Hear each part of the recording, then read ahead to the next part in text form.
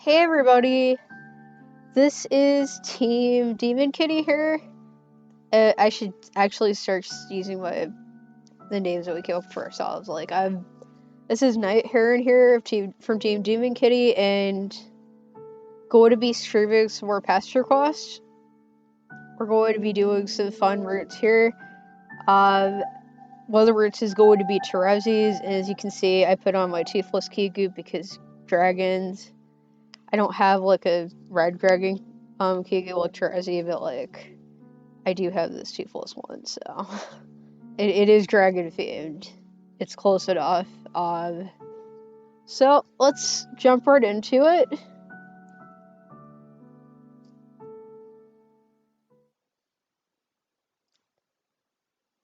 I'm gonna start with Equius' route, of course. It's a clear, cool night, and you're wandering around trying to decide whose hive you should crash at before the sun comes up. It's nice, having so many options for places to stay. You've cultivated a decent community for yourself, and there is an ember of pride in your belly about it. Still, you find yourself feeling a little aimless. The last couple friends you made were pretty intense. That's not necessarily a bad thing, but you're vibing at a killer frequency right now. There's still a while until it gets dangerously light out, so you sort of pop around, seeing what feels right. It's kind of fun to test out the boundaries of your powers. You've used it to find friends, but you're really not sure how far it goes. You think tree, and you don't know how your magic brain decided which one to choose from, but fuck it if you aren't sitting on an extremely high branch a second later. You try again with whatever concept comes to mind. You try it again with whatever concept comes to mind. Garden. You try it again with whatever concept comes to mind. Garden, cave. You try it again with whatever concept comes to mind. Garden, cave, mall. And it all works. You don't remember ever having been to any of those specific places, but you feel a strange prickly affinity for them each time your feet touch the ground. Those are all pretty generic locational nouns, though. You wonder if it works for things that are more abstract. Quickly, before you can talk yourself out of the native... sorry. I somehow skipped back. I don't know how I did that. Weird shortcut thingy. Hold on a second.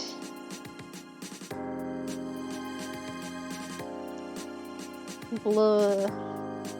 Still takes you a bit to open your eyes, even after you feel your guts are all back in the right place. Because what if you wake up in a room that really feels like yours? Or worse, infinitely more likely. What if you don't? You breathe in a deep and immediate cough, actually. Okay. I wonder what home feels like for someone without a face or an identity. This is an interesting philosophical question. In a way. It kind of is. You open your watery eyes, clinging to the hope that maybe come from a land of dusty comforts, where you always just breathe in layers of dust, and that's fine. It's not fine. You've landed inside one of the spindliest, most precarious hunks of metal that has ever been bolted into the side of a cliff. It looks like some ancient outpost, not homey at all. Of course, that wouldn't work. It was stupid to try. Defeat is bitter in your mouth. There's a twisty part of you that wants to curl up on a particular piece of floor and just take a nap. You can't work out how much of that urge is just wanting to give in. So just in case you don't surrender to it, that's relatable. It's definitely a relatable feeling. Everything's kind of glitchy in this place. Maybe we'll come back another time and sift through all of the shit on the shelves, but for now, you're not sure how structurally sound this thing is, and you can't take any more disappointment. So you try one more time to pop up somewhere you haven't been before. What was that one guy's name that Gamesy mentioned? Oh yeah, Equius. Maybe he's chill. You fake his name and zap away, imagining yourself leaving an edgy, despondent swirl of dust in your way. Your magical zap calibration maybe isn't as off as you thought, because you pop in on Equius as close as possible to get to the dude without landing directly on top of him. I don't think I'd want to get that close to Equius. I don't know, like... Is it he's sweating constantly? That would be kind of nasty. Oh my god, the amount of horse furries. Oh my god. There's so many of them. There's so many of them. There's so many of them. One of them's just like a normal horse, but you're like seeing it from behind. There's so many horses. I wouldn't expect anything less, but... The astonishing unchillness of the situation is imminently apparent. He's mid-jump, mid-yell, mid-sweat, and mid-swing of an absolutely beefy arm down towards you. You freeze frame like an anime protagonist analyzing their choices mid-battle. In your drawn-out split second of an observational window, you realize he's not aiming at you, but in the direction of whatever noisy whirling thing you happen to pop down in front of. Fuck. As soon as he sees you, his eyebrows shoot up above his busted-ass sunglasses, and his yell strangles itself into panic. His arm shudders as though he's crying and failing to alter its glorious place for a trajectory. Yeah, like, you just literally jumped in right in front of him. He's being shit out of a robot. You really do not want to get your face punched off your head, so you scream and zap just outside the high arched door at the far end of the room. You hear a deep, meaty funk, followed by a groan, a sharp metallic crunch. The whirring stops.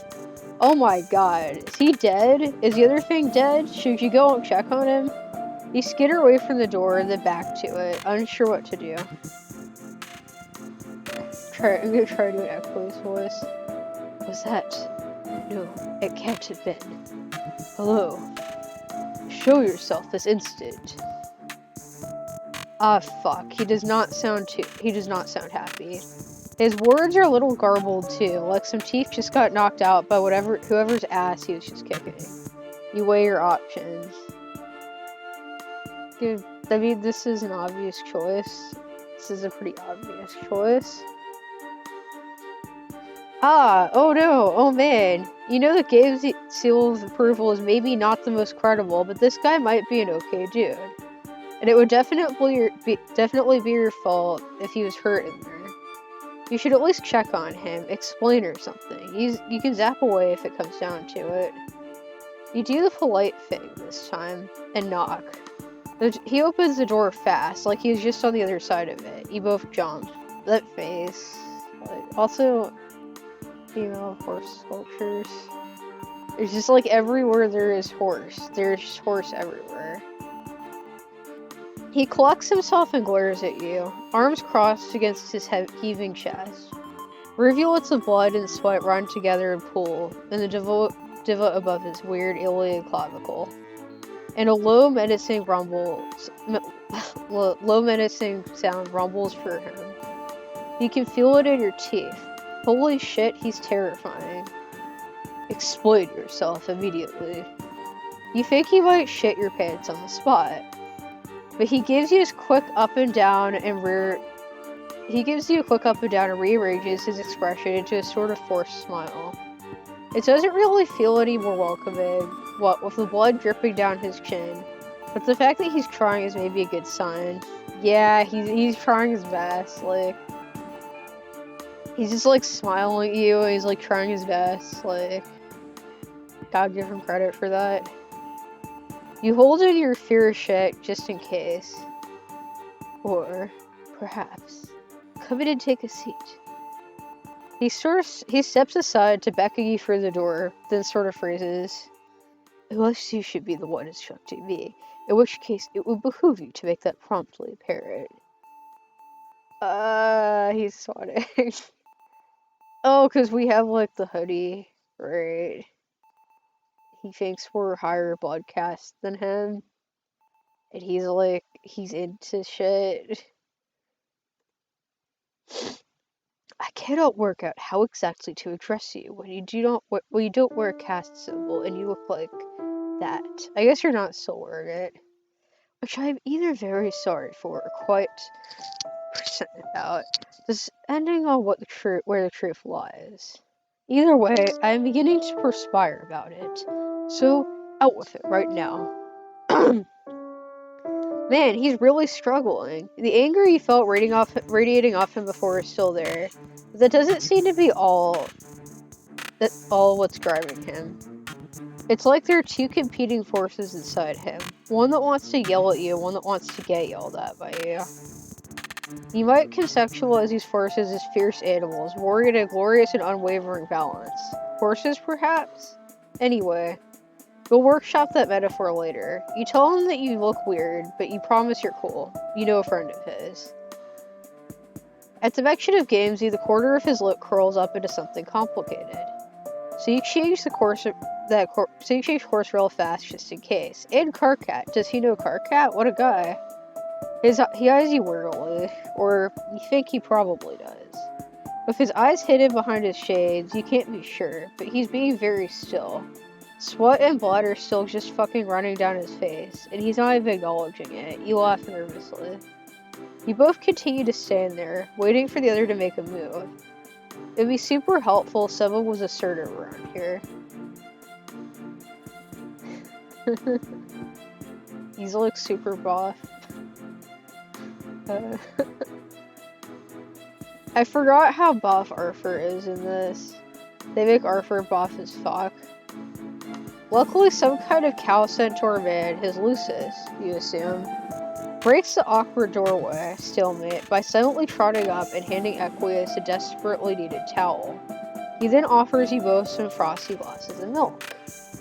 I mean, I'm not sure I would personally drink that milk, because it's like, I know where milk comes from at Alternia. Something deep inside of you feels a swell of warm recognition for the ritualistic moment of a friend's bonding bringing you snacks. So you down that thick shit in one go. The Lucis' mustache flutters in appreciation, and after a nod between him and Equius, he leaves as quietly as he came. I see you're an aficionado of the sweetest of nectars. This speaks to the likelihood of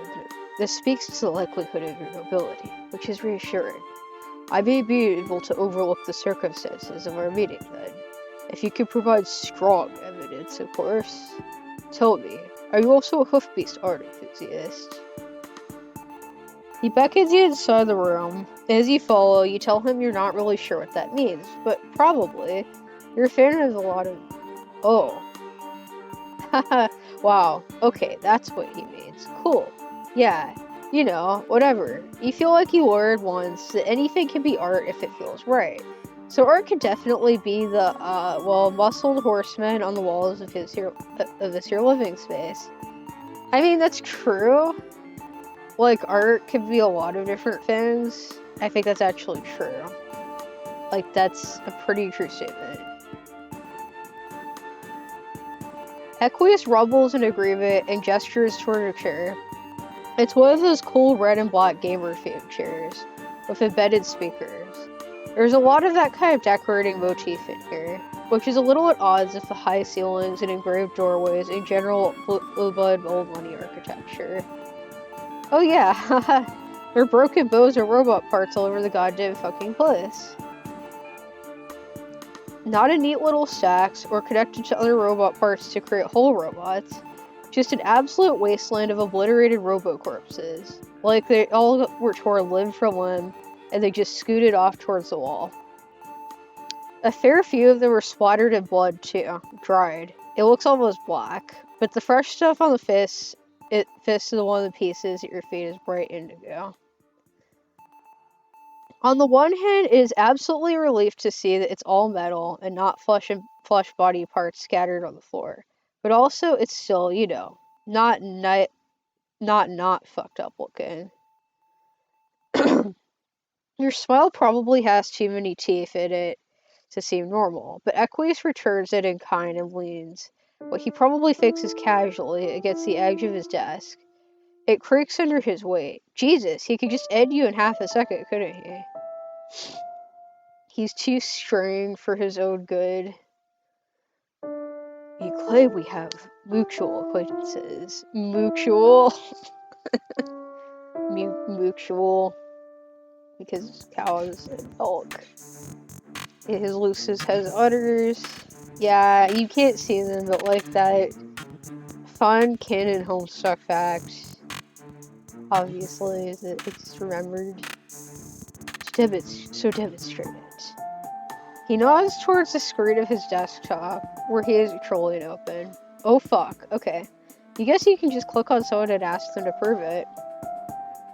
He seems to know both Karkat and Gamzee. Between the two, you know who's most likely to be online and ready to pester and be pestered at all times. So you check his screen name and start typing.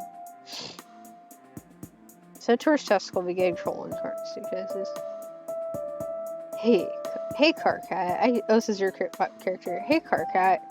I hope you're having a good day. I just have a quick favor to ask you.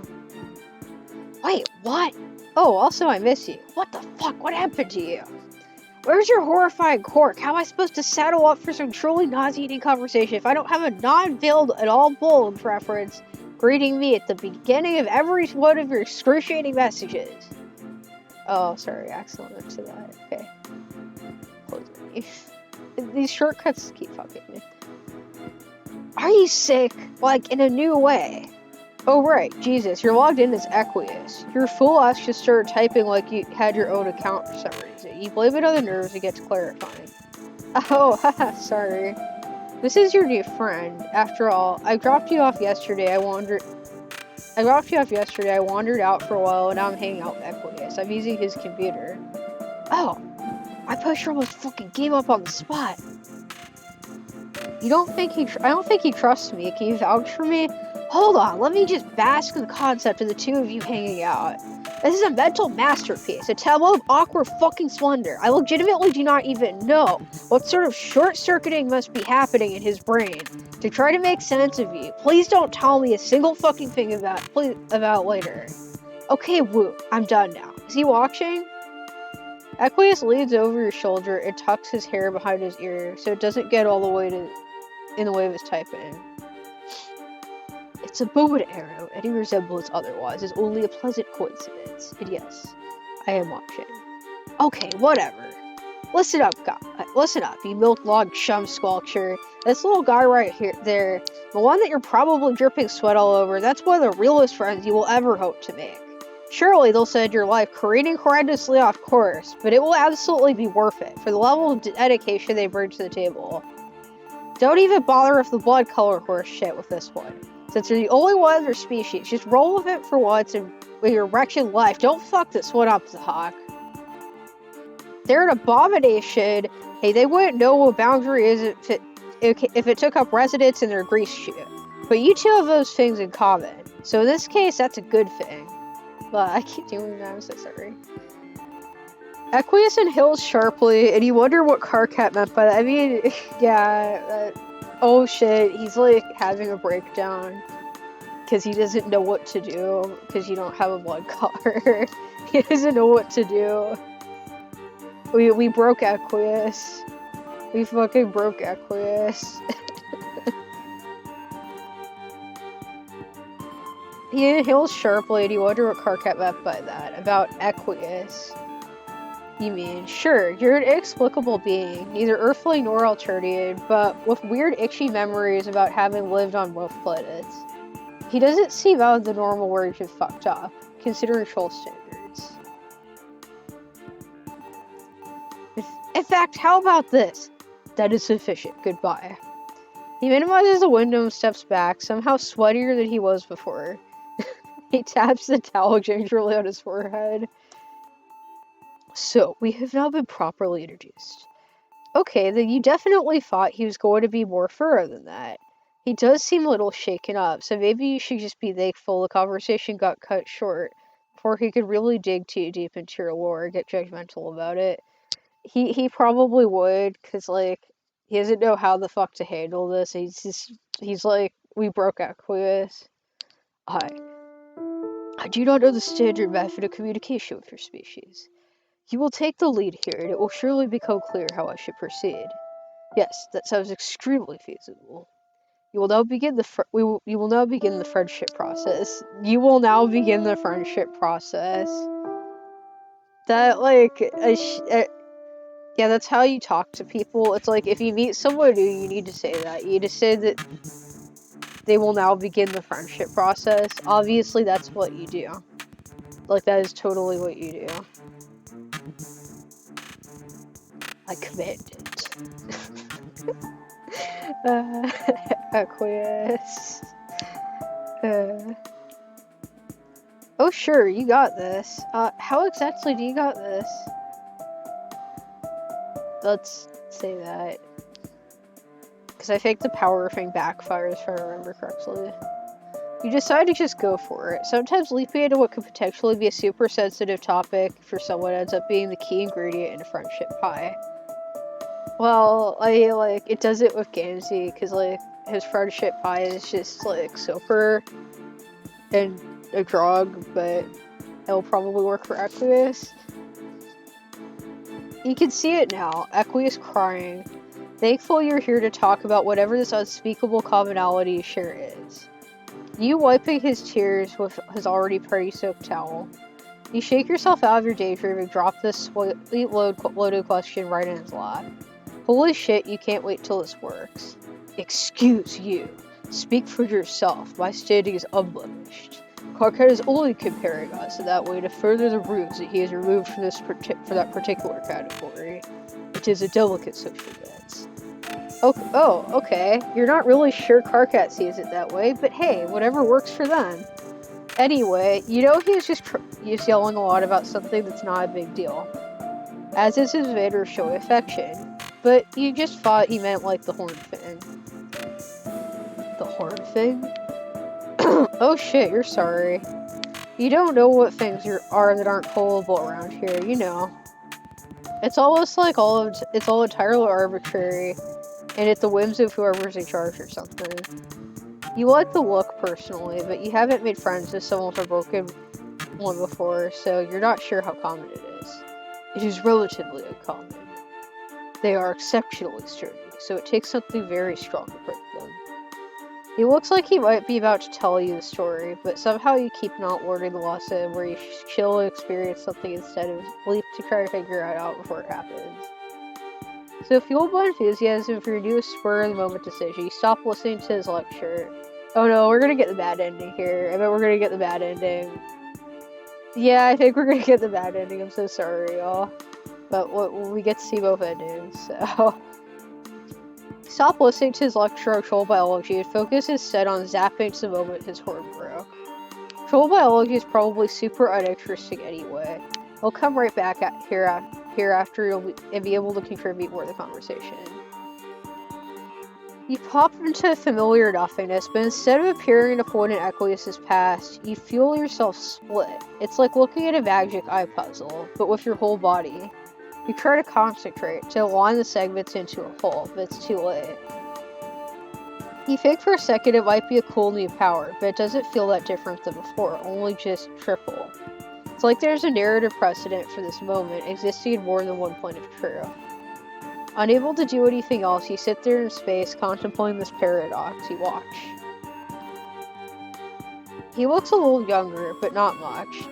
He's beating the shit out of a robot, but it's not the same as it was when you saw it before, however briefly. Then his movements have been smooth, even in their rage. Like he wasn't afraid until you showed up. Here in his weird half-present space, his movements are erratic. He swings wildly, unthinkingly. Like there's nothing left inside of him but that one last flicker of fury. His teeth are gritted up against tears, and he just looks so tired. You want to pull him back to make him rest.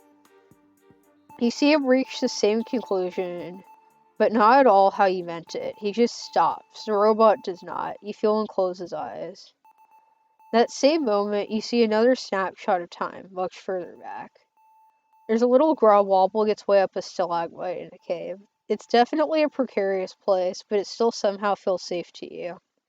For some reason, safe, but also like super violent. Who knows? There's a lot going on right now. He crawls to the top and roars like a baby clucking roar. Eyeing a taller cave precipice, you see his little behind wiggle as he moves to jump. Over top that, there's just another Equius looking about the same as he does now. Just plus one horn, out for a stroll in the moonlight. This one is about to cross the strait when a majestic herd of hoofbeasts crests a faraway hill. He stops, transfixed, as the animals gallop across the plain. He does not hear the approaching scuttle buggy. You watch all of this from your floating void standpoint, unable to stop it. The arcs of their falls align in cosmic synchrony. Their hair fanned out like a banner of defeat. The echo of the crack of the horns makes as they shatter reverberates in your teeth. You yell as all three Equiuses hit their respective grounds. You can't help it. You started to care about this guy a little bit. As the sound leaves you, all three of them turn their injured heads to look at you in unison, and you freeze. Shit, that's probably not supposed to happen, right? You're just watching, not changing anything. You barely even know what you're doing though, so you can never be sure. You zap immediately back to the present. Winded and dizzy. You feel deeply, suddenly corporal, like you do when you step off a boat onto the shore, but with each atom of your body separately at all at once. Equius is standing exactly where he was when you left, totally unchanged, still yammering about anatomy. Woohoo, good to know nothing got fucked up in the future after you. Wait, you were there. He pauses, shaking his head to clear it as his memories realign. I don't know how. I didn't remember. I accepted your offer of friendship, but you repaid me with this tomfoolery. You knew how it happened all this time, and yet you played ignorant, jockeying for position as someone of my trust, only to play me for a fool. No, see, you did it before. It wasn't until after you went back that this became the way things went. See, the way time travel works is, do not explain time travel to me. What do you take me for? You're still reeling a bit for seeing him so vulnerable, by varying definitions of vulnerable, you guess, but silly. You know you got this information from an unfair source, but now that you have it, you don't feel right just leaving. There's more to Equius you'd originally thought, and you can feel the chance to learn more about him slipping away. I don't know what it is you want from me, but you will not receive it. Whatever connection you feel to him at this moment, he clearly does not return it. And shit, he started to get pissed. Sweat begins to beat at his temple. Your brain, scrambling to grasp a hold of any thought that isn't your abject friendship failure, latches on to the realization that, sweat and all, his hair somehow still looks really good. But now would be a good time to ask him what products I don't think this alliance is going to work out. You will leave. I must get back to my business. Your heart sinks as he turns his back to you, presses a button on the back of a robot's neck, and rolls his shoulders. Goodbye. No, we made Equius sad. Oh, we got shunned. Okay, we're wearing like a weird green robe, right? We're not wearing the hoodie anymore. Alright, let's try that again. Yeah, I fucked that up. Alright. Well, to show off my powers. Great, you can do that. Making friendship happen is like the one skill you actually have. For what you recall, you have a 100% success rate at it too. So his budding report is safe in your hands. Excellent. Woo, you really weren't sure if he'd be down for this. It really seemed like he might be coming to kill you after you heard him stomping towards the door earlier. Kill you? I would never. He cuts himself off as though he didn't intend to admit that he didn't have it in him to murder you, and clears his throat. At first I thought you might be Arthur, my losses. It's ridiculous, looking back, that you do share a sort of globular painted resemblance. How did you come to entangle yourself in my brawl, only to immediately escape? Are you abnormally fast? I admit that particular method of being strong has not occurred to me, but I am intrigued. I too like to test the limits of physical capability. Oh no, you can just zap places. It's kind of strength, maybe. If you wanted to find a superpower that way, you show off a bit. Since you know Equius likes demonstrations, you tell him about how all you have to do is think of a place of person you want to visit and pop. You bop to the top of the pile of robot parts, then back in front of him to the floor. It's like that, except anywhere. I see. That is exceptional. He sort of just starts quaking gently before he stands. He rubs his neck with his towel, but he's not really even sweating any more than he had been already. It's as though in his excitement he forgot to sweat and just dabbed by force of habit. Is that a thing? Why are you even noticing this shit? Well, I mean, like, he's just constantly sweating, like, all the time. Jeez. Is it possible to bring along a pillion rider? What, like zap a buddy with you? In answer, you extend an elbow to him and grab. His whole body is vibrating by this point. He reaches his hand out but stops just before he touches you, like you might shock him. It's okay, it won't hurt, you say. I mean, it won't hurt him, but like, he might accidentally break your arm or some shit, because he's too screaming. His fingers twitch just above your elbow, and his mouth purses in distrust. You're not sure exactly what he's worried about, since you're extremely undangerous, but you let him have a moment to work through whatever he's nervous about. He takes a steadying breath. It's a little unsettling to see his face relax, even briefly, into soft, calm lines. Flipped palm up, his hand slowly cradles your forearm from below. He nods, a sharp, determined movement, and starts telling you what to do again. You will take me with you. Her name is Nepeta. Do you require any other information, or will that be sufficient? He wants to go visit Nepeta. That's wholesome. That is wholesome. That ought to do it. You haven't heard of her, you don't think, but you feel an immediate surge of excitement about this little jaunt. It's probably mostly just a friendship first, shocking, but you can't help but feel like this is a connection that's supposed to be made. Like it's something that matters. You zap away. The pleasant little cosmic slip and slide feeling when you zap around is jolted. Like you got yanked off the ride of a fish hook to your guts. You land back exactly where you started. That did not work. Did you mislead me? No, this should work. You're not even high this time. You're not even high this time. Yeah, like, because you're not high this time.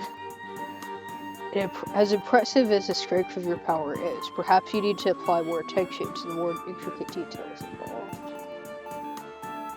She is an olive blood, very short and shamefully unkept. This information will help. You hope so. He is starting to look pretty tense, even with a fond lilt to his voice as he talks about his messy friend. You give it another whirl, and then you feel it. That same weighty glare on the back of your neck telling you don't belong. Fuck. You got zap blocked again. You will try again. Each word is ground out at a time between his clenched teeth. Blood trickles through the cracks in his bite and out the corner of his lips. You really don't think it is going to work, but Equius looks like he's seconds away from losing his shit, so reluctantly you comply. Quit fucking trying to skip ahead, it's not going to work yet. We aren't allowed to do Nepeta's route yet. It's banning us from doing Nepeta's route. As you hurtle for space-time toward Equius' floor, you start to wonder if this is just going to be what happens now when you try to make friends. You accept this truth into your heart as your face accepts the impending wood planks. Equius lands on his feet a little ways away from you, his hands balled into fists, bellowing with impotent rage. He's not even saying words, just unleashing an agonized guardian will. He punctures an already dead robot torso leaning against a bookshelf. In punctuation, he kicks its decapitated head, which explodes in a shower of bolts and sparks. As the dust clears, you see him dutifully wiping himself down with a towel, breathing hard. He's mad that he doesn't get to see Nepeta. He seems to have worked his anger out, because he walks with purposeful grace, as though he learned it in coalition, and sits next to where you're still sort of laying on the floor. You're both silent for a beat. Equius tugs at a lock of his hair, anxiously wrapping it around his finger. His hands fall into his lap. I apologize for that display. The disappointment emotion is not my favorite. I feel better now, however. My memorial lives very far away, so our paths have never been able to. Whatever force is blocking us seems to wield significant narrative power, so I will respect its whims as above mine in status. Yeah, I bet you will. I bet you will, dude. For now. Does this mean that he'd, like, enjoyed ultimate control of his narrative? Ha, you know what happens. You're no stranger to the ups and downs of friendship. The trick is to know when to keep trying and when to fall back, no matter how futile it feels or how alone you are. Your morale is impressive, considering your circumstances. That's probably mostly a compliment. You're not really sure.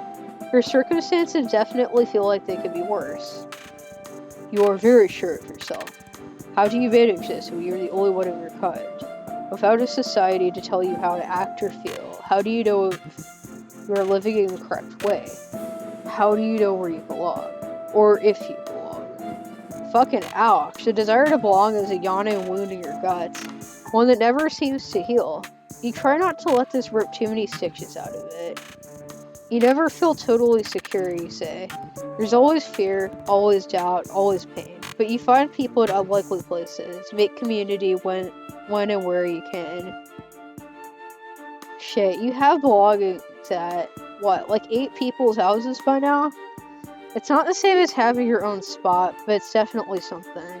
You started off on the defensive, but you realize it's true. So really, you figure you're still defining yourself by your relationships to other people. But that can come from a good place. That can come from a good place. And not just a twisted and forced one. You get wanting to know you're doing something right, unlocking your own mentally devised set of achievements for that sweet dopamine rush. But leaning on a fucked up social system for direction and validation doesn't really help him. It definitely isn't helping many others. You don't need that to figure yourself out. His brows furrow and you can almost hear a couple of the 4,672 rigid barriers in his brain creaking open. It's not just other people, you think. You find strength. Strength. Is that right? In your own self, too. You've met a lot of people and learned a lot of ways to be. But you're still working out what that means to you. No, it's not right. But I appreciate the attempt. This type of understanding does not come easy to me. But I believe I am following. In my case, I have striven to locate and recall the edge of my ability. Physical prowess is a relatively strong indigo trait, but I am abnormally strong. I work to hone it in an attempt to make sense of myself. Why am I like this? Reining in an inherent trait and defining myself by it. He gestures to the god-awful robot mask, then flexes his hand. The blood is coagulated since you two started talking. He stares at it. This way of thinking may not always be a good thing, however. Certain habits are difficult to break. Though there are loopholes in every rule. I often lose track of which regulations I actually enjoy following, and which I just do not know how to disregard. Yeah, like, when you're lawful alignment, this is what happens, where it's like pure lawful alignment. At least with this hobby, all the stakes are under my control, with no chance of others getting hurt. Unless you haphazardly zap in between your fight looking for friendship, that is. His smile is as broken and rigid as it was the first time, but it feels different, backed by the rough warmth of his laugh. Yes, do not do that again. Next time you will zap to the front door, and Arthur will let you in. Next time, you think, and he smiled back. Yay, we made friend. Alright, on to Terezi's route, the dragon route. I might do Tavros' route tonight just to get it out of the way, because I'll be honest, I don't really like Tavros. He's probably my least favorite, he's probably my least favorite character, like the original Homestuck. But I might do his route just to get it out of the way.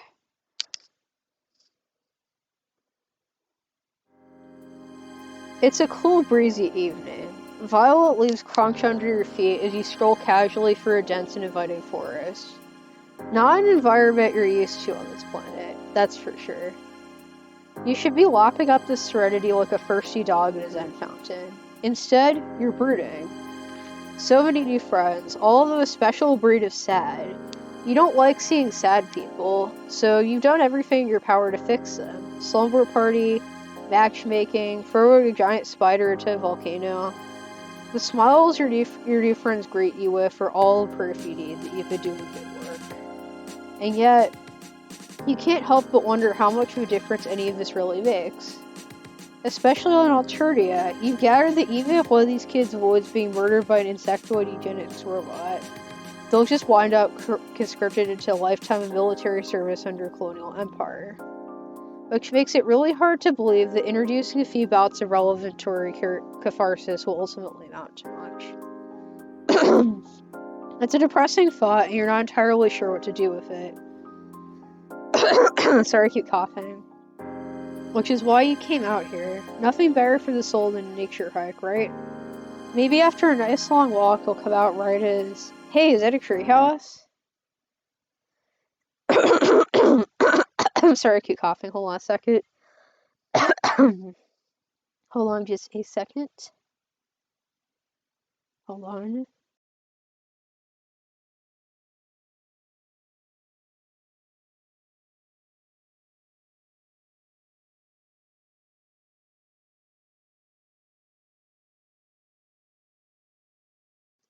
Alright. Back. What? Ouch.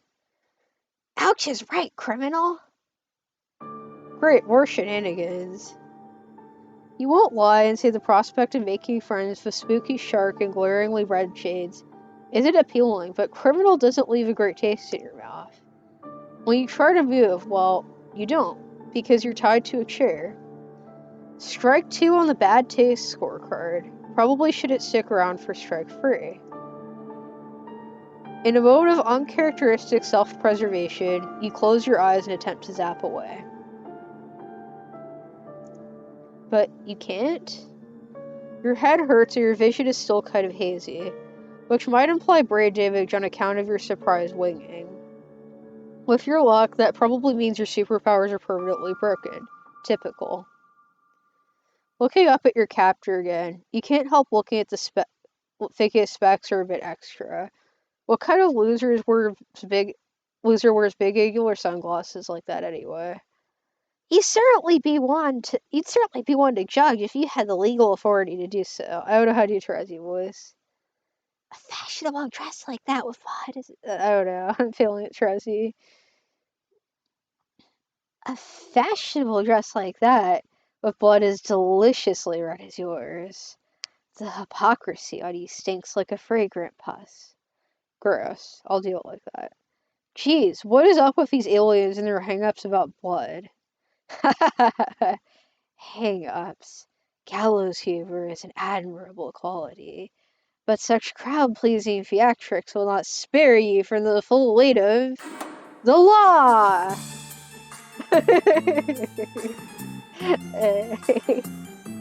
Okay. I'm sorry, this is kind of great. Like, she looks so cheerful. That...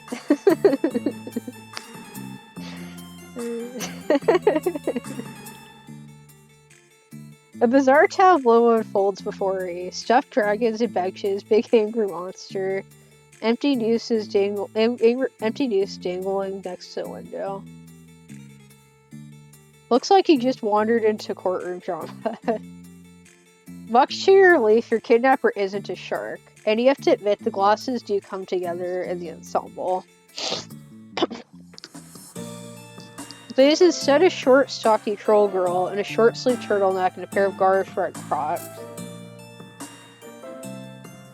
Terezi, I think that she's wearing Crocs. She is wearing Crocs. Terezi is wearing Crocs. Terezi is wearing Crocs. The fashion on this one is staggering, especially with the... Is that a sword king with a dragon's head? Yes, it is. It is because I'm blind and cool. But make no mistake, I don't need eyes to smell how guilty you taste. Wow. Is every sentence that tumbles out of this troll's mouth going to be weird and uncomfortable? Yes. But enough for you, cherry cheeks. His honorable tyranny will only tolerate so much banter before holding you in contempt. You might be developing some contempt yourself, if you're being honest. Well, unless you want to be squeezed until your organs burst from your eyes, you'll can the back talk and let the prosecution get to work. Is that what being held in contempt means? That face. I feel like that face should be a meme. Fine. You guess you'll be polite and stop interrupting. Thank you. I really appreciate it. Right. Now that we have made we have the preamble out of the way. There's a ding from her computer. Her posture immediately switches from confident to frustrated. Hold on. She strides over to her husk top, tapping the gleaming edge of her cane in front of her as she goes. You wonder what kind of miraculous accessibility contraptions exist on this planet that a blind person can just use. Is she licking the monitor?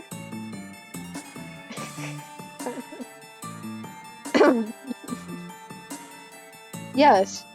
She's licking her filthy fucking computer monitor. Just slathering it up with her teal-tinted saliva.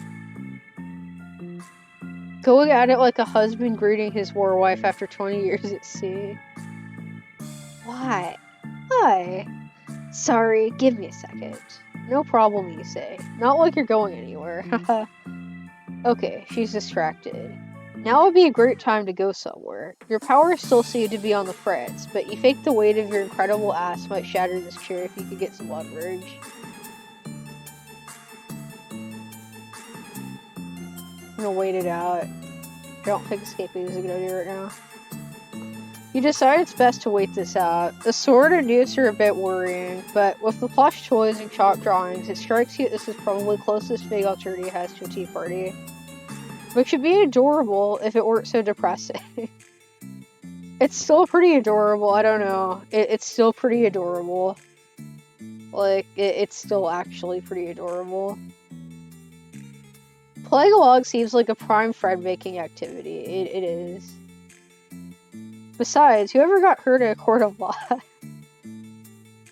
After a few brusque keystrokes, she strolls back to her place to center the room. Not a word at half a sweep, and now she won't shut up. You ask who she is talking to. Just some dumb, angry girl who needs to leave me alone until the heat death of this universe. Who even cares anyway? Not me, that's who. Where were we? Crimes? I keep doing that. Crimes! That face. You're here today to face the highest justice under my authority as Prime League affiliated legislature and training of His Honorable Terezi's court. It is with said authority that I accuse you of the most grievous of crimes against the Empire and her imperious condescension.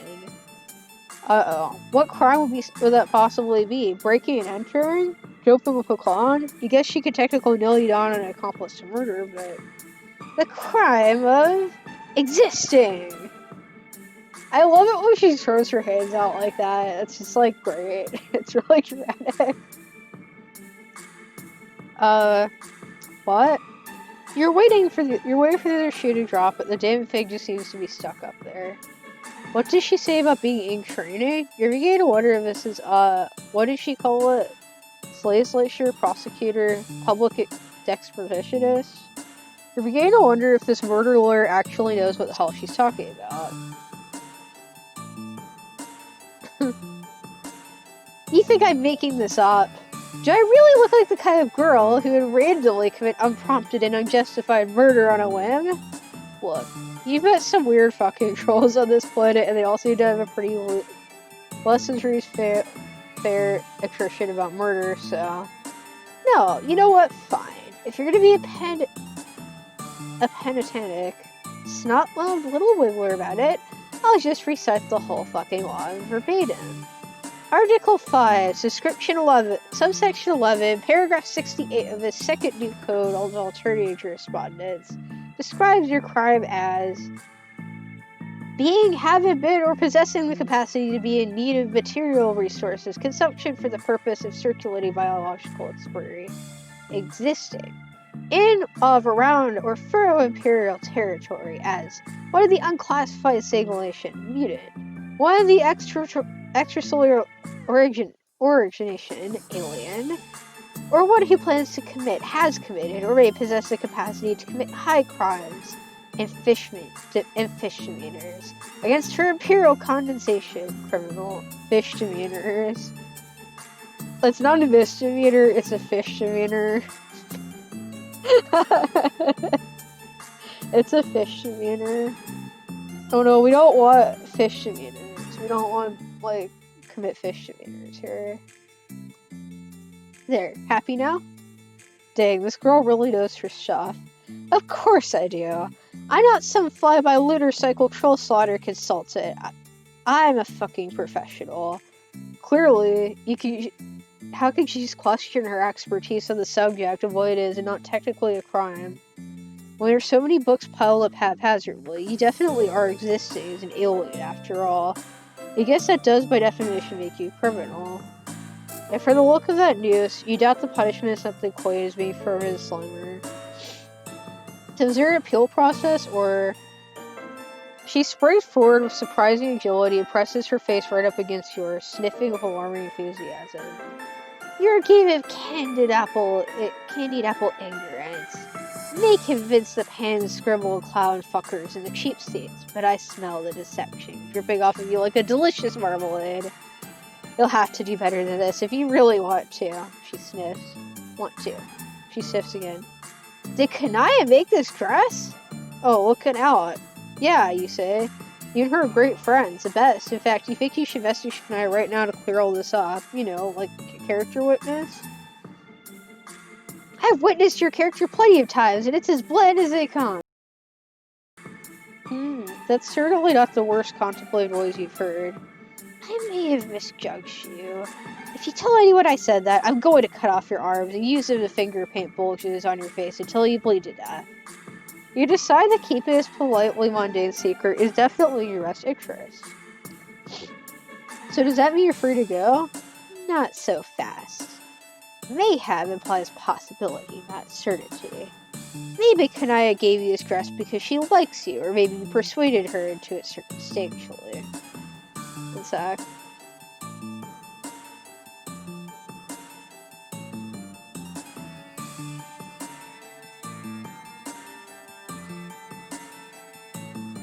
Okay.